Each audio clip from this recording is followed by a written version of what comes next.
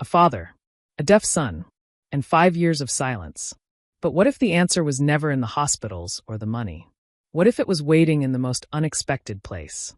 Welcome to Voice of Granny. While you are here, please hit the subscribe button and comment where you're watching from and your view on the story. Let me tell you about a man named David Chin. Now, David wasn't just any man. He was the kind of person you see in the news, the kind of person who has so much success that it seems like he touched everything and turned it to gold. He owned a massive tech company in downtown Seattle, one of those gleaming towers of glass and steel that you can see from miles away.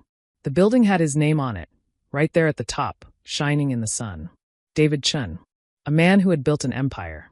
But here's the thing about having everything.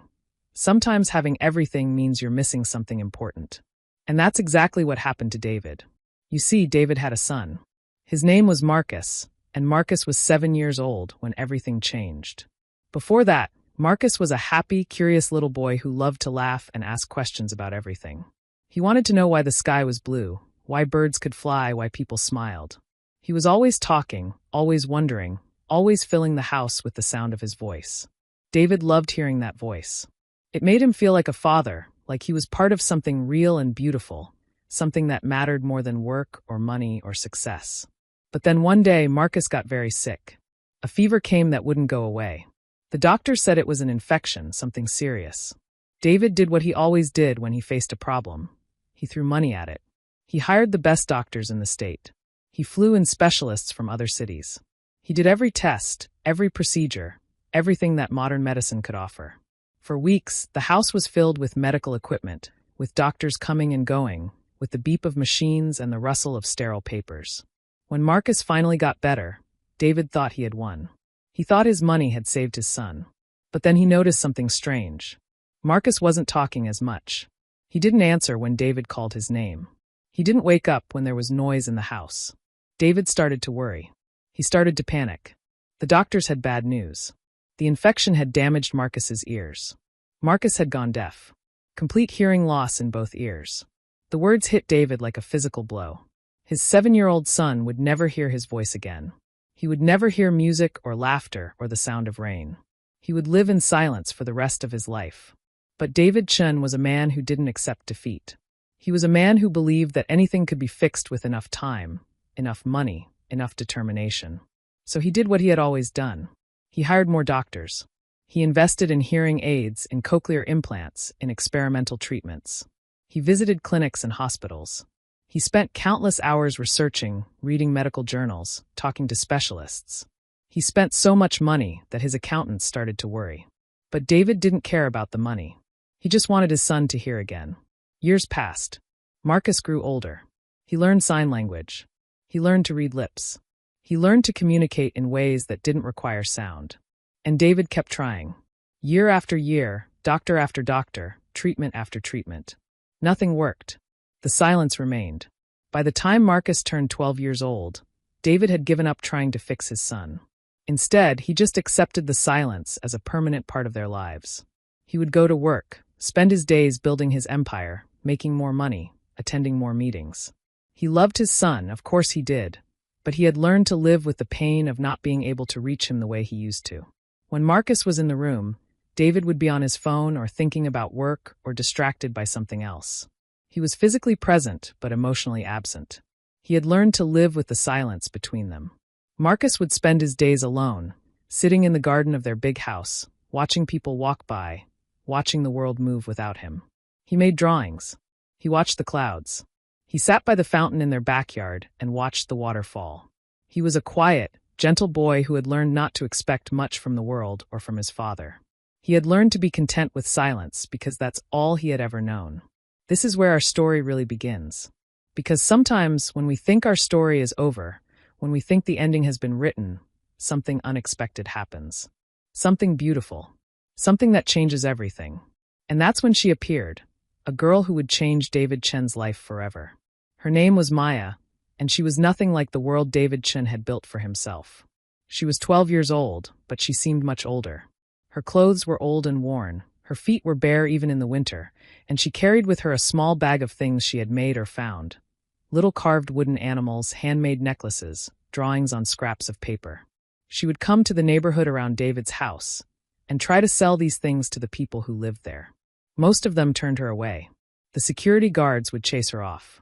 But Maya never stopped coming back. She would walk through the neighborhood with her bare feet hitting the cold pavement, a small smile on her face, as if she wasn't bothered by the cold or by people rejecting her. She seemed to see the world differently than most people. While others saw obstacles and failures, Maya seemed to see possibility and kindness, even in the most unlikely places. One afternoon, Maya was walking past David's house when she saw Marcus sitting by the fountain in the garden. Their eyes met through the fence. Marcus was startled at first. He wasn't used to people noticing him. But Maya smiled, and then she did something that nobody had done to Marcus in a very long time. She raised her hands and made a gesture. It was sign language. She was saying hello. Marcus's eyes went wide. For a moment, it was like the world stopped. Someone was speaking his language. Someone could see him. Someone understood. Maya climbed over the fence. She wasn't the type to use gates or follow rules, and sat down beside Marcus by the fountain. They didn't speak, not with their voices, but with their hands, with their faces, with their whole bodies. They talked about the clouds and the birds and the water in the fountain. They talked about loneliness and dreams and all the things that 12-year-old children think about. For the first time in a very long time, Marcus didn't feel alone. But then something happened. Something that would start the whole chain of events that would change everything. Marcus reached up and touched his ear, and his face twisted in pain. He made a sign. Maya looked at him carefully. She moved closer and studied his ear with the intense focus of someone who had spent their whole life noticing things that others missed. And then she saw something. Something that had been hidden inside Marcus's ear all these years. "Hold still," she whispered, though she knew Marcus couldn't hear her. She knew he would understand by looking at her face. What happened next was like a miracle. Maya carefully reached into Marcus's ear and pulled out something dark and small and alive. It was an insect, something that had been lodged deep inside, creating a blockage that no doctor had ever thought to look for. Because the doctors had already decided that Marcus was deaf, that it was permanent, that there was nothing to be found. Marcus gasped. And then something incredible happened. He heard a sound. It was the sound of a car horn in the distance, raw and loud and absolutely real. For the first time in 5 years, Marcus Chin heard something. He heard sound. He started to cry. His hands flew to his ears. And then he opened his mouth and made a sound, his own voice, coming out after years of silence. It was rough and strange and imperfect, but it was the most beautiful sound that had ever existed. "It works," he said, his voice trembling. "I can hear." At that moment, David was inside the house, in his office, working on his computer. But he heard it. Even from inside the house, even with the windows closed, he heard his son's voice. He heard Marcus say a single word, and his entire world changed in an instant. When David ran outside and saw what was happening, he couldn't believe it. His son was laughing. His son was making sounds. His son was crying with joy, his hands on his ears, his eyes wide with wonder and fear and amazement. And there was this barefoot girl sitting beside him, this child that David had never seen before, and she was smiling like she had just given the greatest gift in the world. For a moment, just a moment, David felt pure joy. Pure, uncomplicated happiness. His son could hear. After all these years, after all the doctors and the money and the failed treatments, his son could hear. It was the answer to a prayer he had stopped praying years ago. But then reality crashed back in. David looked at the girl, really looked at her. Her clothes were dirty. Her feet were bare. She was clearly poor, clearly someone from outside his world, someone who didn't belong in his expensive neighborhood, in his gated community, in his carefully controlled life. "Get away from him," David shouted. His voice changed. The joy disappeared. The father disappeared. The businessman came back. "Security. Security, get over here." He grabbed Marcus's arm and pulled him back, away from Maya. "And I want you to understand something." David wasn't trying to hurt anyone. He was scared. He was confused. He was protective of his son in the way that powerful men often are, which is to say aggressively and without thinking. He saw a stranger, a poor girl, touching his son, and his first instinct was to protect, to control, to remove the threat. But then Marcus did something that stopped everyone in their tracks. He spoke. His voice came out rough and broken, but it was real, and it was loud, and it cut through the chaos like a knife. "Don't hurt her," Marcus said. "Please, Dad, don't hurt her." David stopped. He looked at his son, really looked at him. Marcus had never spoken to him in 5 years. Marcus had communicated with signs and with his eyes and with his heart, but his voice was gone. And now it was back. And his first words to his father in 5 years were a plea for compassion. It was a moment that should have broken David's heart, but he was too confused to feel it yet. He was too surprised. He just stared at his son and at this strange girl standing in his expensive garden, and he didn't understand what was happening. The security guards arrived, but David sent them away. He was beginning to realize that something extraordinary had happened here, something that he needed to understand. He called an ambulance. He told himself it was for safety, to make sure Marcus was okay, but really he just needed to move, to do something, to take action because that was the only way he knew how to deal with situations. The hospital was white and sterile and smelled like chemicals. Marcus was put through test after test. Doctors with clipboards and serious faces came in and out of the room. David watched from behind a glass window, and for the first time in a very long time, he started to think about what was happening. Really think about it. A senior doctor came to talk to him. His name was Dr. Patterson, and he had been Marcus's primary physician for the past 5 years. He was a distinguished man with gray hair and expensive shoes, exactly the kind of doctor that David had hired and paid enormous amounts of money to care for his son. "It's remarkable," Dr. Patterson said, reading from a clipboard. "The obstruction appears to have been removed. Temporary recovery is possible." "Temporary?" David's voice was sharp. "A girl from the street did what you couldn't do in 5 years, and you're telling me it's temporary?" The doctor adjusted his glasses. "We followed all the proper protocols, Mr. Chen. We did everything we could." "You did everything you could?" David's voice was rising now. "You told me my son's condition was permanent. You told me there was nothing to be done. You told me to accept that he would never hear again. And you never, not once in 5 years, thought to look inside his ear." The doctor didn't answer. He couldn't answer.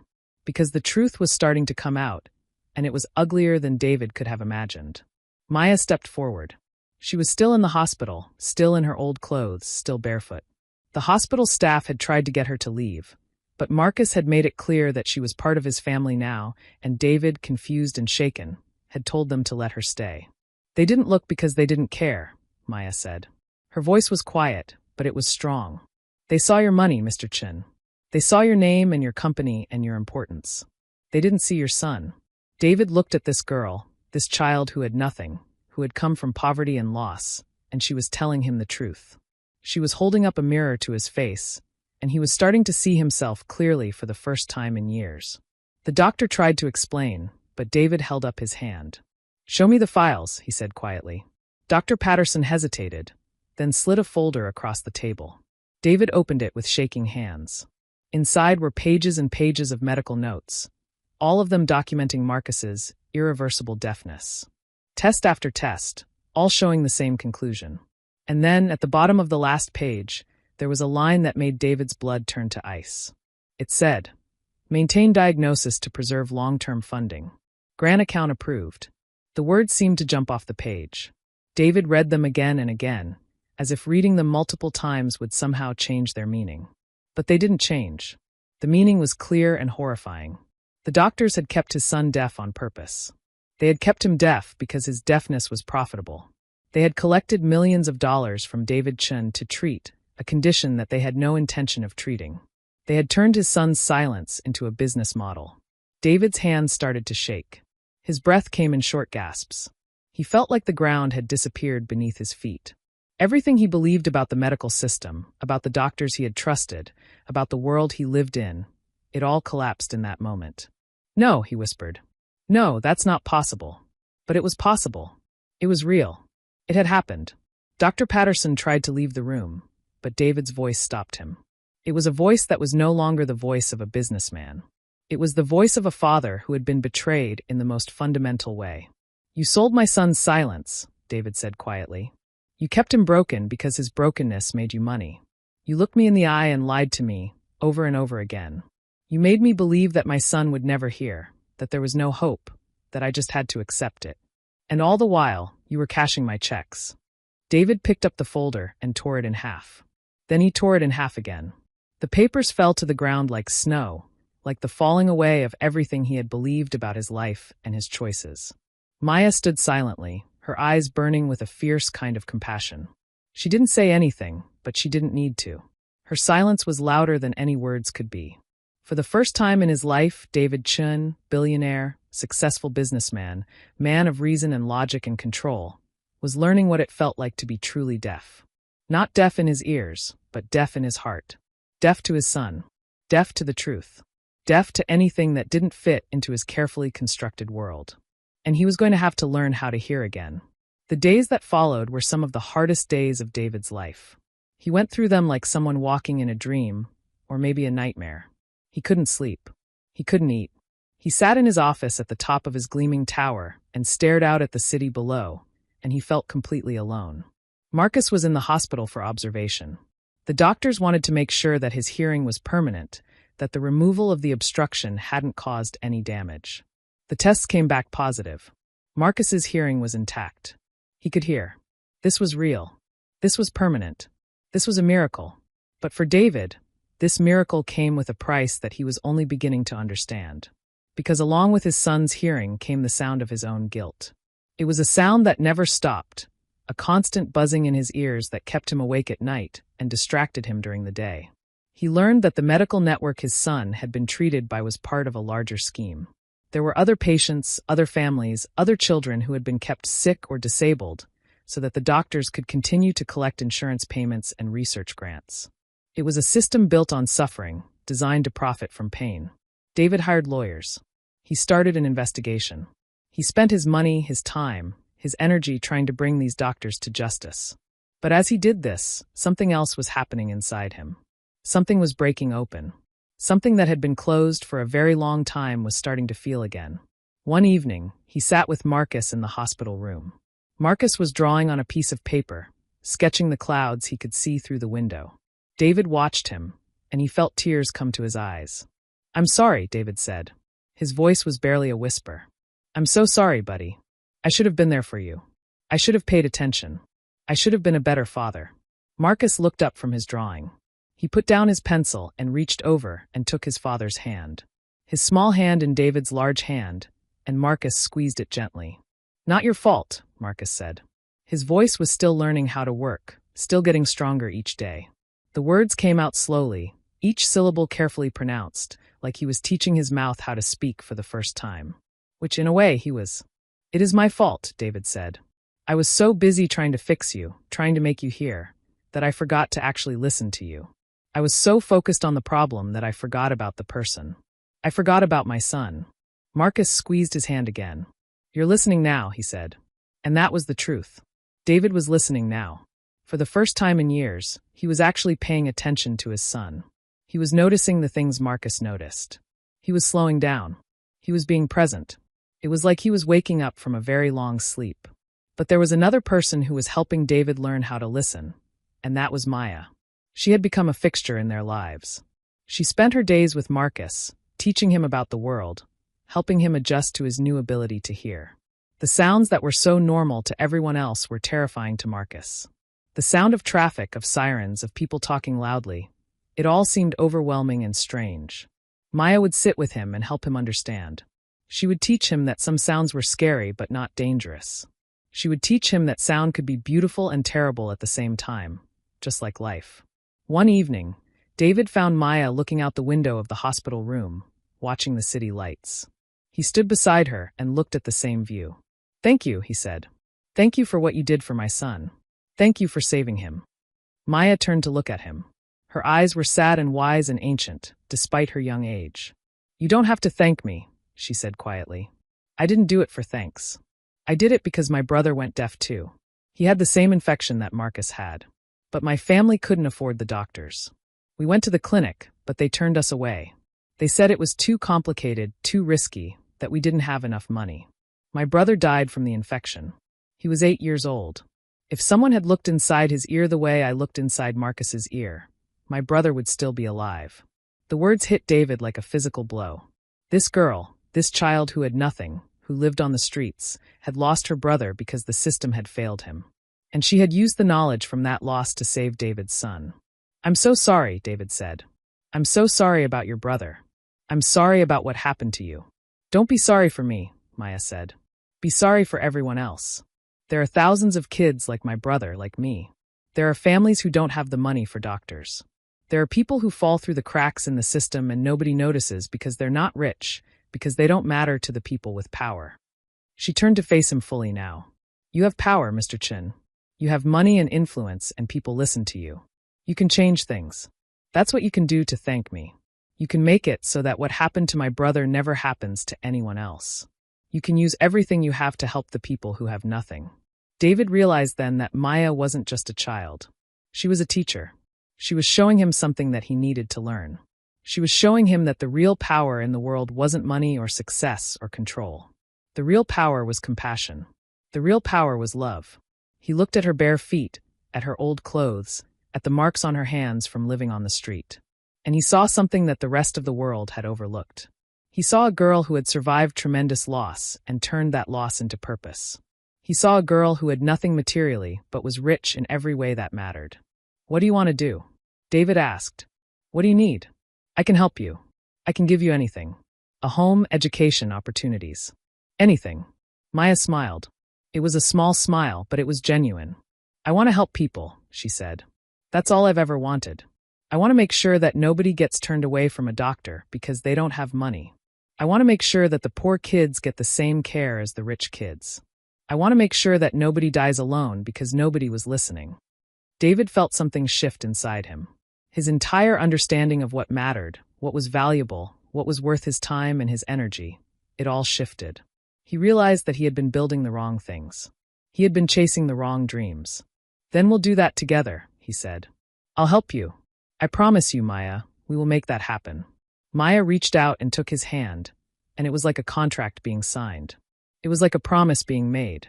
It was like the beginning of a new life for David Chun, a life that would be measured not in money, but in meaning, not in success, but in service. What happened next shocked everyone who knew David Chun. The billionaire who had built his entire identity around his company, around growth and profit and expansion. That man walked away. Not completely, not all at once, but slowly, deliberately, he started to change his priorities. He stepped back from day-to-day operations. He handed his company over to people he trusted, people who could run it without him. And he turned his attention to something else entirely. He turned his attention to his son. He turned his attention to Maya. And he turned his attention to changing the system that had failed so many people. Working with lawyers and investigators, David began to expose the corruption in the medical network that had kept his son deaf for profit. He went public with the story. He gave interviews. He showed the documents that proved the conspiracy. He used his money and his platform to ensure that the doctors who had betrayed his trust were held accountable. The case made headlines. People were outraged. How could doctors do this? How could they keep a child deaf for money? The public attention forced the government to investigate. The doctors were charged with fraud. They lost their licenses. The system that had allowed such corruption began to be dismantled. But David knew that exposing the corruption wasn't enough. He wanted to build something better. He wanted to create a foundation that would provide free medical care to families who couldn't afford it. He wanted to ensure that children like his son and like Maya's brother would get the care they needed, regardless of whether their parents had money or not. He started the Chin Foundation for Medical Access. It was his new empire, his new legacy. And it was built on completely different principles than his tech company had been built on. It was built on compassion instead of profit. It was built on service instead of success. Marcus flourished during this time. As his hearing stabilized and became more natural to him, he became more confident. He started to go to school. He made friends. He learned to navigate a world of sound that had been closed to him for so long. There were still hard days, days when the noise felt overwhelming, days when he missed the simplicity of silence. But mostly, he was happy. He was alive in a way he hadn't been before. And Maya became part of the family. David brought her into his home, gave her a room of her own, made sure she went to school, and had the opportunities that had been denied to her for so long. But more than that, David listened to her. He asked her what she thought. He let her help guide the direction of the foundation. Because Maya understood suffering in a way that David's money never could have taught him. Maya understood the lives of poor children because she had lived that life. Together, they began to change things. The foundation provided free clinics in poor neighborhoods. It trained doctors who were committed to serving communities that had been overlooked. It provided hearing aids and cochlear implants to children who needed them. It saved lives. One day, about a year after Marcus had regained his hearing, David was meeting with board members at the foundation office. They were discussing budget, discussing statistics, discussing the impact they were having. The numbers were impressive. Thousands of children had been helped. Lives had been changed. But in the middle of the meeting, David's phone buzzed. It was a message from Marcus. A photo. Marcus and Maya were at the beach, and they were laughing. In the photo, you could see the joy on their faces.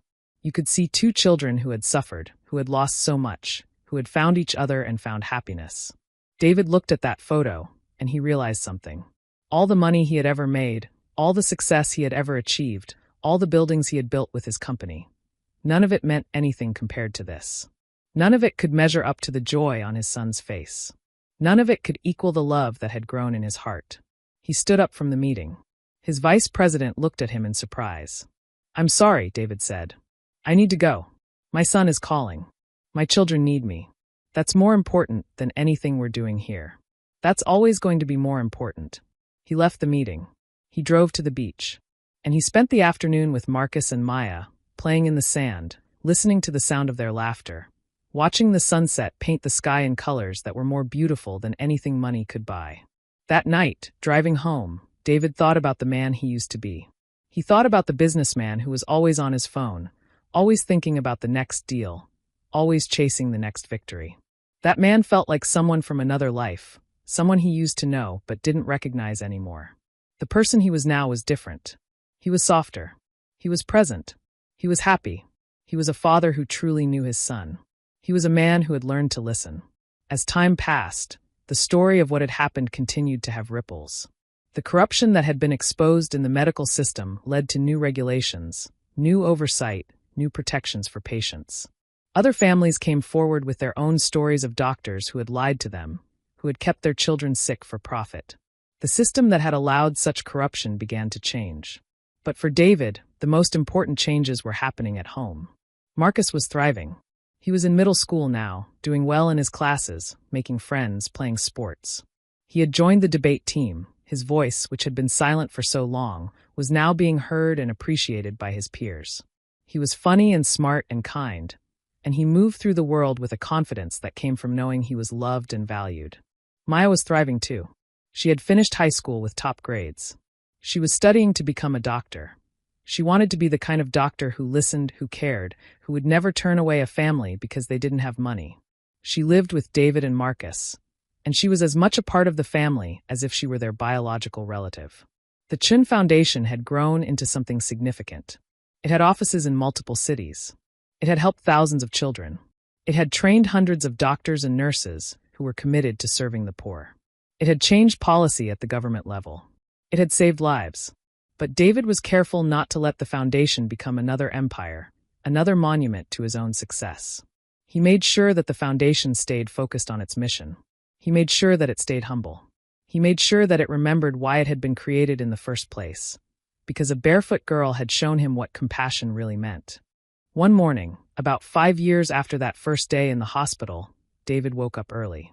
He sat at the kitchen table with a cup of coffee, watching the sunrise. Marcus was still asleep. Maya was already awake. She was always an early riser, and she was in her room studying for her medical school entrance exams. David thought about everything that had changed.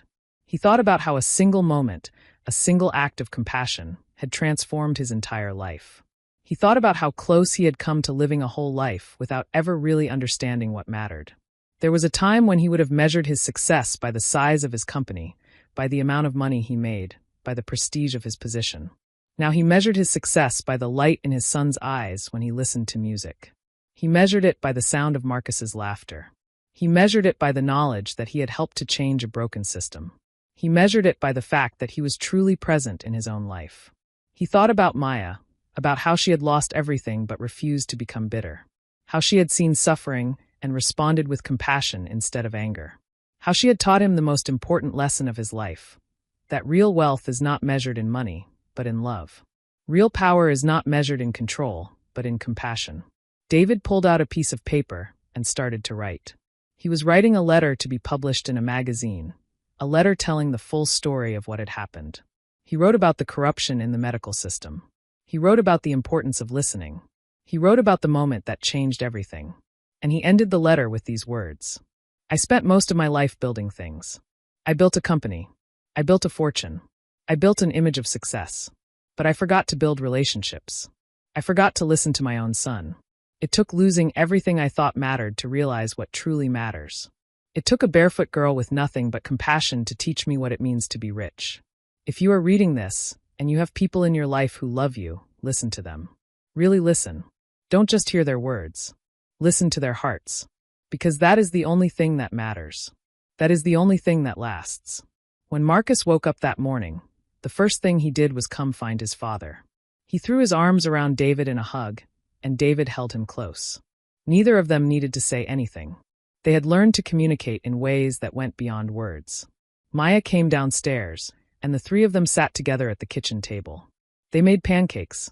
They laughed about something silly. They talked about their day. They were a family, not a perfect family, but a real one. A family that had been broken and had learned how to heal. A family that had been tested and had become stronger. Later that day, Marcus had a school event. David and Maya went to watch him perform in a poetry reading. As they sat in the audience and listened to Marcus recite a poem he had written himself, David felt tears in his eyes. His son, his beautiful, kind, talented son, was sharing his voice with the world. His voice that had been silent for so long was now being heard. The poem was about loss and healing, about darkness and light, about learning to listen. And as David listened to his son's voice, heard the emotion in every word, he realized that this was the real miracle. This was what mattered. This was what all the money in the world couldn't buy and all the success in the world couldn't measure. That night, after Marcus was asleep, David sat by his window and looked out at the city below. The tower with his company's name on it was still there, still gleaming in the darkness. But it didn't mean what it used to mean. It was just a building now, just a monument to an old version of himself that he had left behind. He thought about the barefoot girl who had walked into their lives with nothing but compassion. He thought about how one act of kindness had created a ripple that continued to spread. He thought about all the children who had been helped, all the families who had been changed, all the lives that had been saved. And he realized something profound. The greatest power in the world is not the power to build empires or accumulate wealth or control situations. The greatest power in the world is the power to listen. To really listen. To see someone truly see them, and to care about them. To respond to their pain with compassion. To use whatever gifts you have to help instead of to gain. David Chun had learned this lesson the hard way.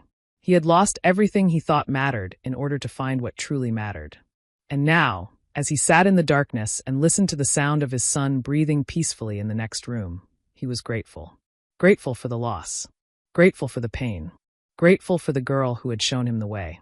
Because sometimes the richest people are not the ones with the most money. The richest people are the ones who have learned how to listen. The ones who have learned how to love. The ones who have learned that real wealth is measured in compassion, and real success is measured in the faces of the people who love you. And that, my friends, is a wealth that nobody can take away. The end. Thank you for listening to this story. If it touched your heart, please share it with someone you love. And remember, sometimes the most powerful thing we can do is simply listen to the people around us. Really listen. Not just with our ears, but with our hearts.